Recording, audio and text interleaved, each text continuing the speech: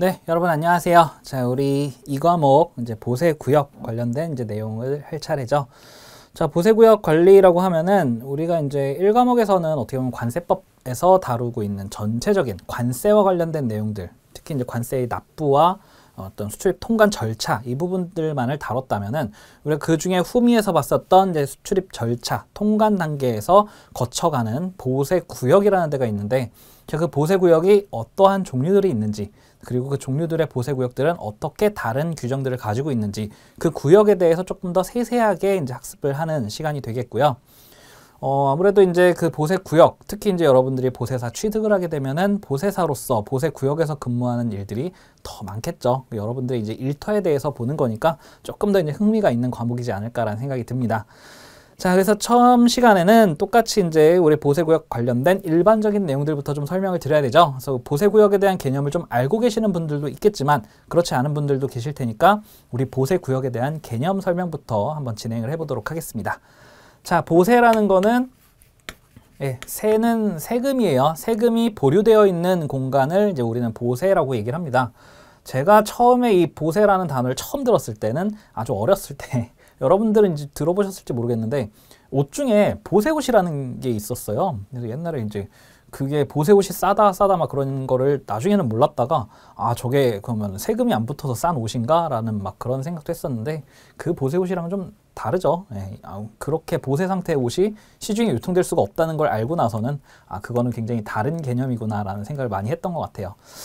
네, 뭐 모르는데 지금 그 용어를 찾아보시는 분들도 계실 거고 크게 중요한 건 아니고 이제 여기서 제가 말씀드리는 건 보세라는 단어가 이제 세금이 보류되어 있는 이라는 표현이다라고 보면 된다. 요걸 설명드리려고 했었던 거예요. 자, 그럼 보세구역은 그러한 구역을 의미하죠.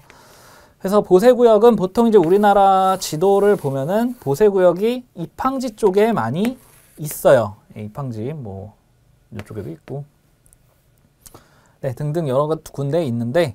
이게 꼭 입항지에만 있는 건 아니에요. 중간에 내륙지에도 듬성듬성 이런 구역들이 있습니다.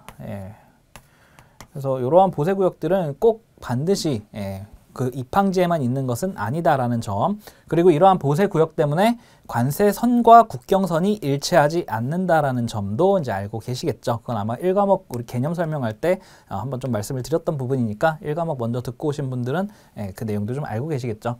국경선은 이렇게 이제 있지만 여기 지금 이 공간은 관세가 보류된 공간이다라고 얘기를 했었죠. 그러면 관세선은 이 안쪽으로 들어오겠죠. 이 안쪽으로 관세선은 이렇게 간다. 아이고, 여기도 이렇게 가야 되는구나. 네, 이렇게 간다라는 거 알고 계시면 국경선과 관세선이 좀 다르다라는 것들을 알고 계시겠습니다. 자, 그래서 이 보세구역을 이제 운영을 하게 되는데, 이 보세구역을 운영을 하는 이제 이유는 우리가 이제 보세구역을 만약에 설정을 하지 않았다면 외국에서 우리나라에 들어온 물품을 여기다 들여놨을 때 애초에 이게 국내가 돼버리죠. 국내가 돼버리다 보니까 바로 세금을 납부해야 되는데 뭐 이거를 물건을 어디다 놔두고 신고를 해야 되고, 세관 입장에서도 물품을 검사하게 되면은 그 물품을 나가서 봐야 되는데 물품이 갈 데가 없다면 이게 조금 애매하겠죠. 그래서 외국 물품, 즉 세금을 아직 납부하지 않은 외국 물품 상태의 거를 보다 효율적으로 관리하기 위해서 이러한 보세구역 제도가 만들어졌다라고 보시면 되겠고, 요거는 이제 지금 말씀드린 건 창고의 입장에서만 좀 설명을 드린 건데, 요거 외적으로도 몇 가지 부가적인 기능을 더해서 이런 목적으로 활용되는 공간들은 좀 보세 상태로 유지가 되면 좋겠는데 라고 하는 것들이 특허 보세구역으로도 추가로 운영이 되고 있습니다. 그래서 그 내용들을 이제 한번 보도록 할게요. 자, 우리 보세구역 통칙에서는 전체적인 이제 큰 개념만 좀 설명을 드릴게요. 자, 보세구역은 크게 나누면은 세 가지 정도로 이제 구분이 됩니다. 첫 번째가 이제 지정보세구역이고요. 네, 지정보세구역. 그 다음 두 번째가 특허보세구역. 특허보세구역이 있고요. 그 다음 마지막으로 종합보세구역이 있습니다. 네. 그 다음 뭐 자율관리보세구역이라는 게 있는데 그거는 뭐 여기서 별도로 지정하는 거다 보니까 뭐 구역으로 따로 이제 뭐 특허를 받거나 하는 게 아니고 요건을 갖춘 자에게 그냥 주는 자격증 같은 거니까 그건 좀 나중에 개념만 설명을 드리고, 구획이 나눠지는 건 이렇게 크게 세 가지로 이제 구분이 돼요. 자, 그 다음 지정보세구역 같은 경우에는 또 두 가지로 구분이 되는데, 지정보세창고. 지정보세 구역이죠. 그 다음 세관 검사장.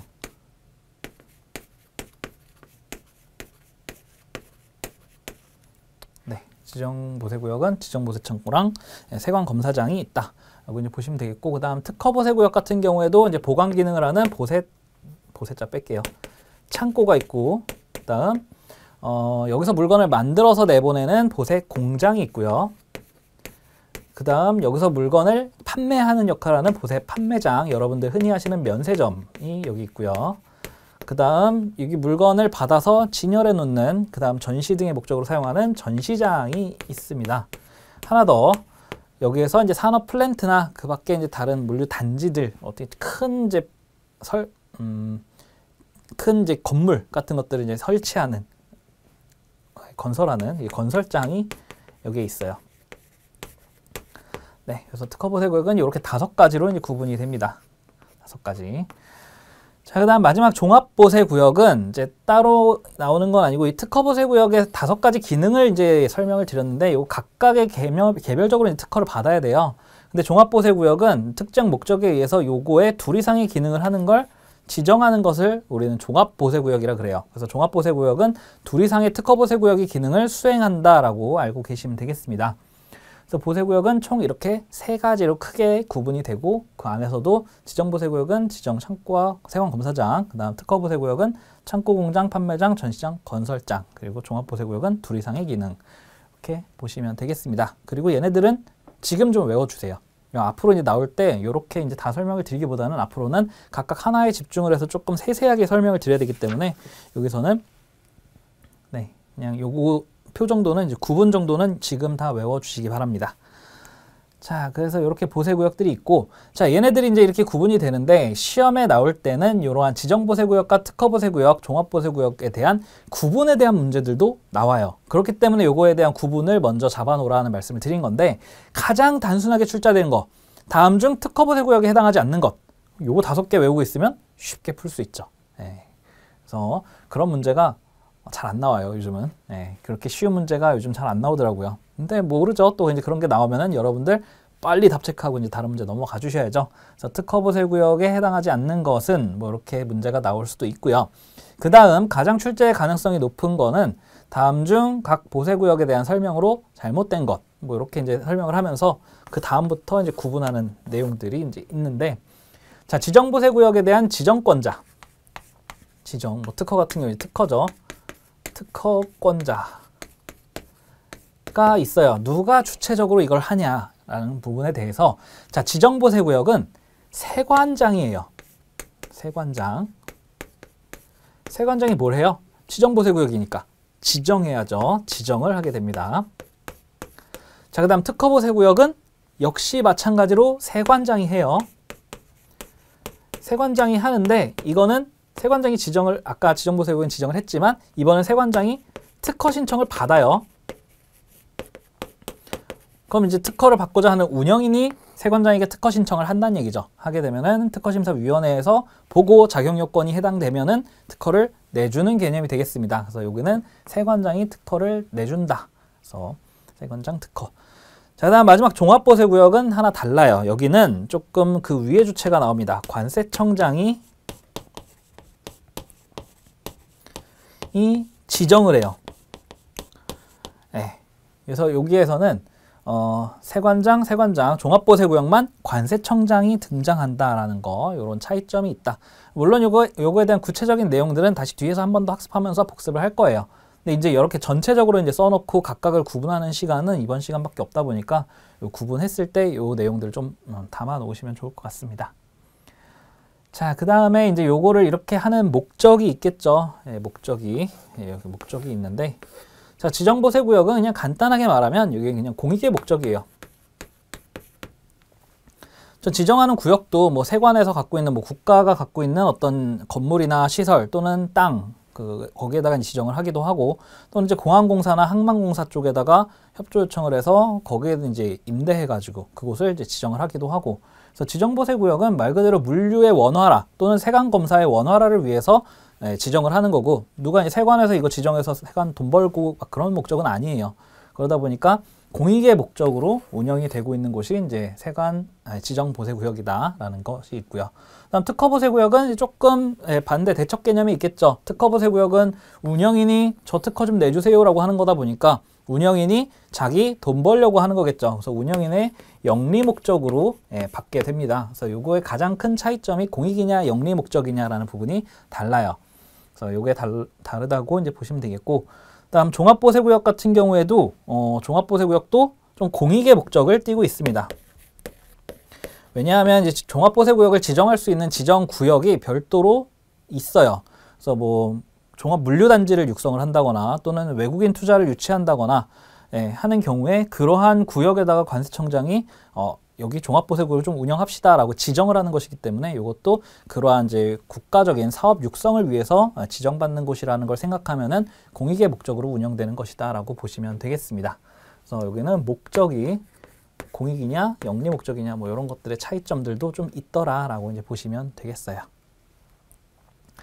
네, 보세구역에 대한 구분은 이제 이 정도로 보시면 되겠고요. 그다음 이제 보세구역 이 종류 요거 보셨고, 보세구역의 종류 출제빈도 굉장히 높다라고 했죠. 네, 그다음 이렇게 외국물품들은 이제 보세구역에 보관을 해야 되고, 자 그다음에 이제 이 보세구역 같은 경우에는 여기서 하는 작업들이 또 있어요. 우리가 이제 이 과목 같은 경우에는 요 보세구역에 대한 지정보세구역의 내용은 조금 적어요. 여기 내용은 좀 적고 종합보세구역 내용도 좀 적어요. 사실 내용의 집중은 요 특허보세구역 쪽에 있고, 특허보세구역에서 제일 중요한 거는 창고, 그 다음 보세 판매장, 얘네들이 되게 중요합니다. 그래서 이 부분에서 문제가 좀 많이 집중이 되어 있고, 물론 그 창고에서 이제 부수적인 이제 보세 창고들도 시험에 좀 나올 텐데 그 부분은 뒤에서 추가적으로 언급을 좀 드릴게요. 자, 그래서 이런 구역 내용들이 좀 구분이 되고, 이 보세구역에서 이제 할 수 있는 기능들이 있죠. 자, 이런 보세구역의 가장 대표적인 기능은 이제 보관 기능이죠.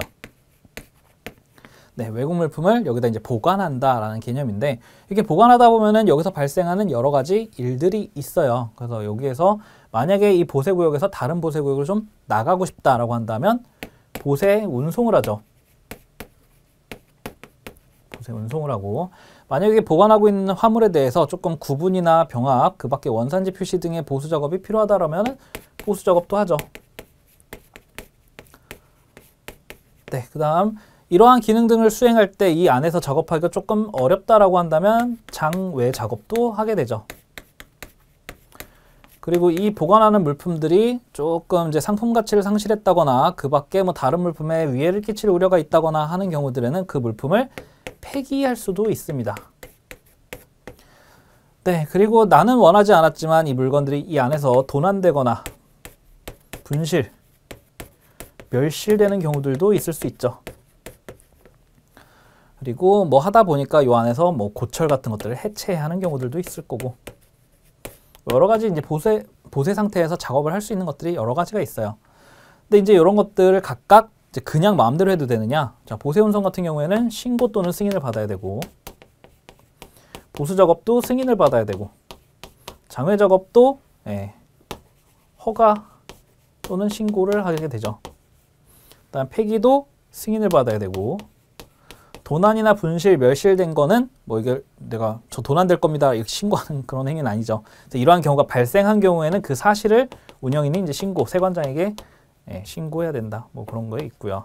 그다음 해체 절단도 허가를 받아야 되죠. 그래서 이렇게 보세구역 안에서 할 수 있는 여러 가지 활동들을 놔두고 있고, 이러한 것들이 이제 어떠한 행위를 거쳐야 되는가, 이런 부분들도 굉장히 중요해요. 근데 얘네들은 지금 이 과목에서는 안 하고 3과목에 가면은 이 내용들도 자세하게 다룹니다. 그래서 2과목과 3과목은 이 과목에서는 우리가 외국 화물을 보관하는 이 보세 구역에 대한 기본적인 구역에 대한 특허 지정에 대한 절차적인 내용들, 그리고 이 안에서 준수해야 되는 법규 내용들, 그리고 그 밖에 뭐 여기서 관리하고 있는 관리 절차들, 그런 것들이 이제 중요하고, 다음 3과목에서는 화물에 조금 더 초점을 맞추죠. 그 화물들을 움직일 때 어떻게 해야 되는지라는 부분들에 좀 초점을 맞춰서 학습을 하게 될 거예요. 그래서 이 부분은 이제 지금 참고 삼아서만 좀 말씀을 드린 거고요. 자, 그래서 보세 구역에 대한 구분을 이렇게 좀 말씀을 드렸습니다. 네, 통칙이다 보니까 아무래도 이제 전반적인 보세 구역에 대한 개념을 좀 설명을 드리게 됐고요. 내용을 한번 좀 보면서 조금 더 정리를 해보도록 할게요. 자, 보세제도의 정의라고 한다면 이제 보세 상태에서 물건을 보관하거나 장치, 제조, 가공, 전시 판매, 건설 또는 운송을 할 수 있는 것들을 말한다. 결국은 이제 아까 우리 여기에 썼던 이런 내용들이죠. 물건을 보관하고 제조하고 전시하고 판매하고 하는 내용들. 그 제도의 종류는 이제 보세구역 제도가 있고 보세운송제도가 있는데 보세운송제도도 그 뒤에 이제 하게 될 거고 이 과목에서는 보세구역에 대해서만 이야기를 좀 할 거예요. 네, 보세제도의 목적은 이제 한번 보시면 되겠는데 보세제도의 목적을 하나로 아우르기는 조금 어렵죠. 이제 아까 말씀드릴 때 이제 효율적인 화물의 관리를 하기 위해서라고 말씀을 드리긴 했지만 사실 보세 공장은 효율적인 화물의 관리는 아니고 공장의 본연의 목적은 수출 장려 또는 가공무역의 활성화에 있습니다. 보세 판매장은 국민들의 원활한 소비 목적을 위해서 이제 운영이 되는 거고 전시장은 전시 물품에 대한 불필요한 절차 간소화 뭐 이런 것들이 이제 있겠죠.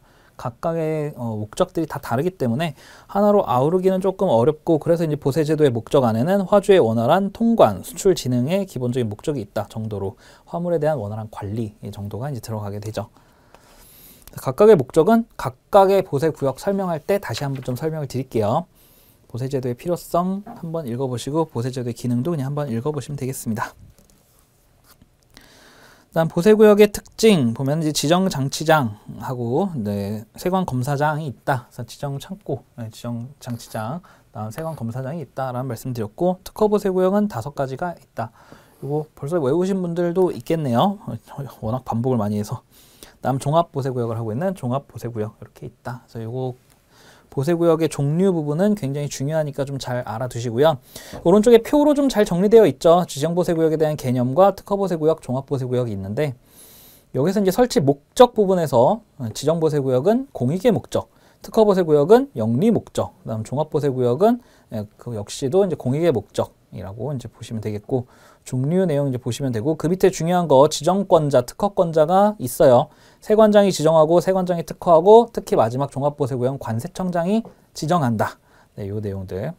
그다음 설치 목적상 특성은 그냥 한번 읽어보시면 되겠습니다. 사실 이제 여기서의 제일 중요한 거 지정권자가 시험에 제일 잘 나와요. 이거 잘 기억을 해주시기 바랍니다. 자, 그래서 외국 물품 같은 경우에는 이제 내국 운송을 하려는 물품이나 또는 외국 물품은 보세구역이 아닌 곳에 장치할 수 없다. 이거는 물품의 보세구역 장치 원칙을 의미하는 건데 지금 2과목에서 나오는 것보다는 3과목에서 나올 가능성이 좀 더 큰 내용입니다. 보세구역 장치 원칙과 보세구역 외 장치 허가 뭐 이런 부분들은 3과목에서 출제가 많이 되는 부분인데 우리 보세 통칙이니까 그냥 한번 보고 넘어가세요. 그래서 보면은 외국 물품은 원칙적으로 이제 보세구역에 보관해야 된다. 이게 이제 원칙이고 그 밑에 이제 예외를 다루고 있죠. 예외는 수출 신고는 우리 1과목에서 했지만 어디서든 수출 신고를 할 수 있죠. 그래서 수출 신고가 수리된 물품은 외국 물품으로서 어디에든 있을 수 있죠. 그런 내용이고, 그다음 검역압수 우편 물품은 물품의 특성 때문에 어디든 갈 수 있는 내용이 되겠고요. 부득이한 경우도 당연히 이제 부득이한 경우니까 어쩔 수 없는 거고. 그다음 2번에 있는 게 보세구역 안에 있는 게 조금 불편하다. 예를 들면은 무게가 너무 무겁거나 또는 크기가 너무 커. 이제 그 밖에 이제 고식단으로 내려가면은 요 안에 보관하기 위한 특수 설비가 필요하거나 하는 경우들 또는 여기에서 원래 있던 곳에서 이제 보세 운송을 하는 게 불편하거나 상간 오지에 있는 그런 물품들, 그런 물품들 같은 경우에는 보세구역에 넣는 게 더 비효율적이기 때문에 물품 보관의 효율성을 위해서 보세구역의 장치를 허가받아서 나가는 경우가 있는데 그러한 경우도 이제 보세구역 장치의 예외다라고 보시면 되겠어요. 이것도 역시 다음번에 더 한번 자세하게 설명드릴 기회가 있을 겁니다. 네, 그다음 물품의 반입과 반출 부분인데 반입과 반출은 보세구역에 들어올 때는 반입신고, 보세구역에서 나갈 때는 반출신고라는 개념을 꼭 잊지 말아주세요. 요거는 언제 어디에서든 보세구역에 들락날락할 때 그냥 마음대로 왔다 갔다 하는 게 아니에요. 원칙적으로는 반입할 땐 반입신고, 나갈 때는 반출신고. 특히 보세사로서는 반입할 때는 화물의 이상 유무를 확인하고 신고된 서류대로 반입이 잡히는지라는 부분들을 확인하고 반입신고를 하는 거고, 나갈 때는 신고된 대로 나가는지를 확인하고 반출신고를 하게 되겠죠.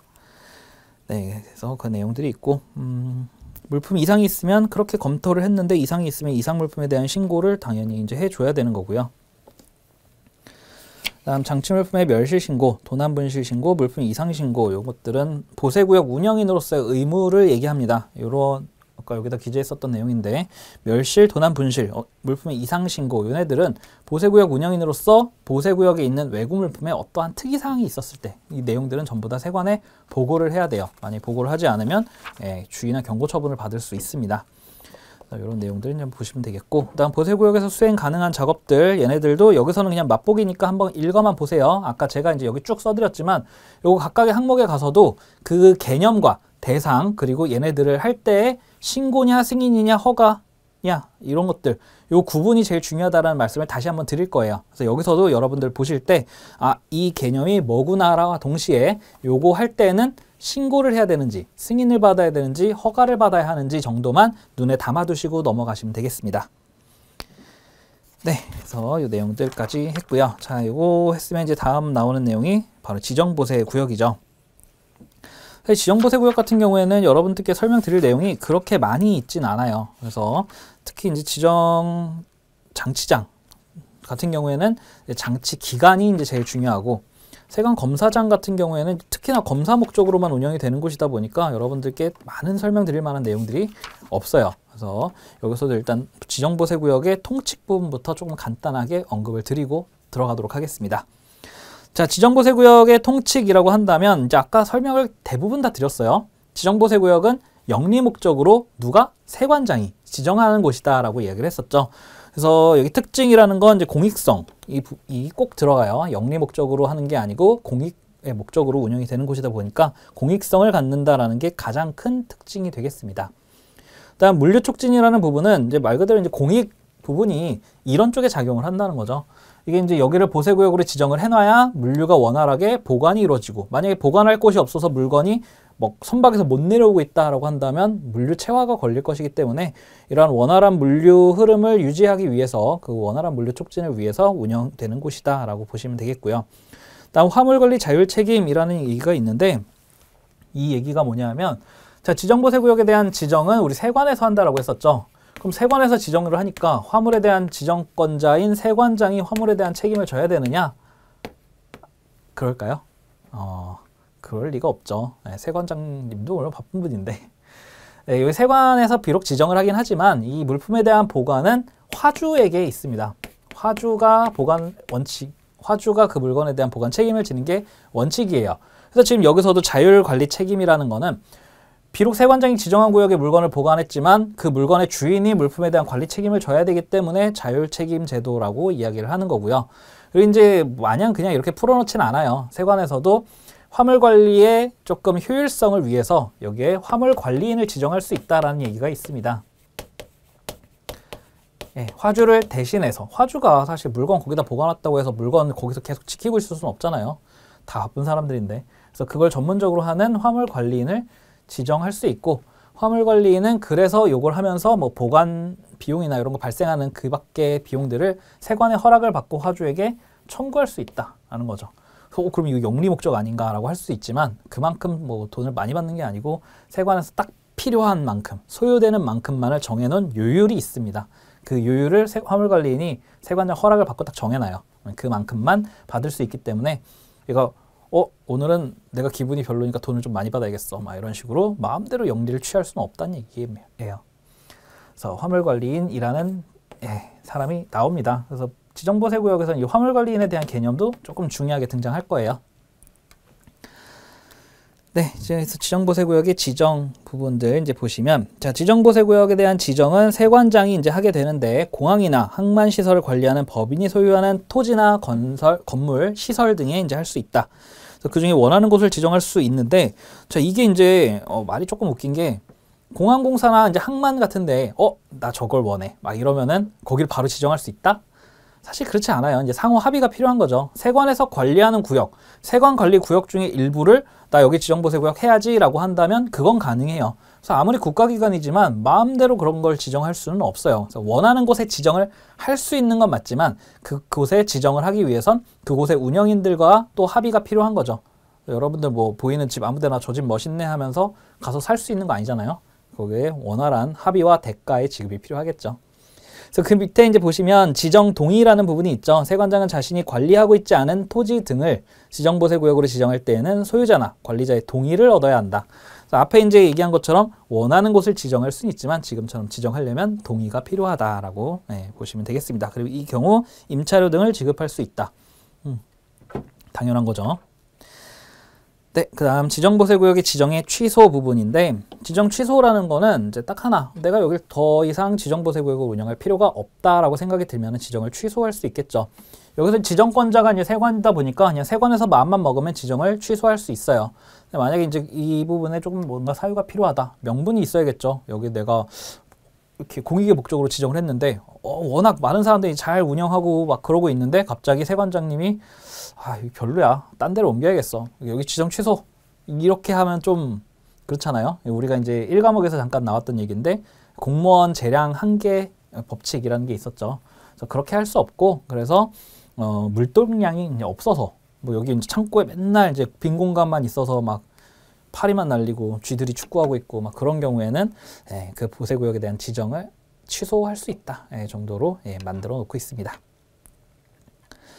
자, 그 다음 그 밑에 이제 지정보세구역의 처분이라는 개념이 나오는데, 처분은 뭐 팔아치운다라는 개념도 있겠지만 이 보세구역을 지정을 했을 때 아무래도 이제 우리가 보통 이제 맨 땅에 그냥 한다기보다는 건물이나 시설 등에 하는 경우가 많이 있어요. 건물이나 이제 시설을 지정을 해놨는데, 이게 이제 세관 관할에 있는 것들이라고 한다면 세관에서 어느 정도 관리 계획을 갖고 운영을 하면 되겠는데, 이게 제3자인 임대인이 있다라고 한다면 이 임대인이 우리 시설이 조금 노후했는데 요거를 리모델링을 좀 하고 싶은데 라고 생각이 들 수도 있고, 이게 좀 좁은데 우리 증축을 좀 해볼까? 라고 생각을 할 수도 있죠. 근데 이제 여기서 마음대로 이거를 또 임대인이 내 땅인데 뭐 내가 할 마음대로 해야지 라고 이걸 해버리면, 여기 비록 지정보세구역인데 물건이 건설공사 때문에 들어가기가 좀 힘들어질 수 있겠죠. 그렇기 때문에 자, 임대인이 그런 걸 하려면, 너 이러한 어떤 뭔가를 하려면, 또 여기 판매하는 것도 마찬가지예요. 처분이라는 건 누구한테 매각한다는 것도 포함되니까. 그럼 모든 지정보세구역으로 지정된 건물이나 시설 등에 대한 어떠한 변화를 가져오고 싶을 때에는 그거는 요걸 지정한 세관과 협의해서 진행해라 라고 제도를 만들어 놨어요. 그래서 다음에 어느 하나에 해당하는 행위를 하려면 미리 세관장과 협의해야 된다라고 나오죠. 그래서 그 토지를 양도하거나 교환, 임대, 용도의 변경을 하고자 하는 경우, 또한 이런 시설의 용도 변경을 하면 여기에 들어갈 수 없는 화물들도 생길 수 있기 때문에 이러한 내용들을 하는 경우에 협의해야 된다. 그 다음 뭐 시설의 신축 부분들이 있고요. 그 다음 개축이나 철거, 그 밖에 공사, 아까 말씀드린 대로 그냥 리모델링 정도 생각을 하시면 좀 편하실 거예요, 외우기에. 그런 걸 하려면 세관장과 협의를 해야 된다. 네, 이 정도가 이제 지정보세구역의 통칙이 되겠습니다. 네, 그래서 요거는 지정보세구역이니까 지정장치장, 지정창고와 세관검사장, 이렇게 두 가지 모두에 이제 해당이 되는 개념이고요. 그리고 다음 시간부터는 지정장치장, 창고 기능을 하고 있는 지정보세구역과 검사 기능을 하고 있는 세관검사장, 이 두 가지에 대해서 조금 더 집중적으로 말씀을 드릴 거고, 아까 말씀드린 대로 지정장치장 같은 경우에는 이 창고 기능을 하다 보니까 보관 기간, 그리고 보관 책임을 지는 지워졌네요. 화물 관리인, 이들의 내용이 굉장히 핵심적으로 작용을 할 거예요. 그들이 시험에 굉장히 잘 나옵니다. 그래서 그런 것들 위주로 이제 다시 한번 설명을 드릴 거고요. 이번 시간에 했던 내용들은 보세구역 자체의 통칙 개념과 지정보세구역에 대한 통칙을 좀 다뤘었죠. 그래서 통칙 개념에서는 사실 지금 뭐 반복해서 강조드릴 만한 내용은 사실 없기는 해요. 왜냐하면 뒤에 앞으로 다시 나올 거기 때문에. 하지만 여러분들이 뒷부분을 조금 더 원활하게 학습하시기 위해서는 제가 아까 정리해드렸던 보세구역의 종류 정도는 이제 알고 계시고, 그렇게 구분한 종류별로 특징, 누가 지정하고 특허하느냐, 어떠한 목적으로 운영되느냐, 요 정도는 같이 정리를 해 놓으셔야 다음번 이어가는데 조금 더 원활하게 넘어가실 테니까, 자, 이번 시간 좀 조금만 할애하셔서 그 내용들 잘 정리해 놓으시고 다음 시간에 우리 지정보세구역에서 창고 기능을 하는 지정장치장 부분부터 같이 이어서 가보도록 하겠습니다. 자, 이번 시간도 여러분들 고생 너무 많으셨고요. 우리 다음 시간에 지정장치장 부분 이어서 진행하겠습니다. 고생하셨습니다.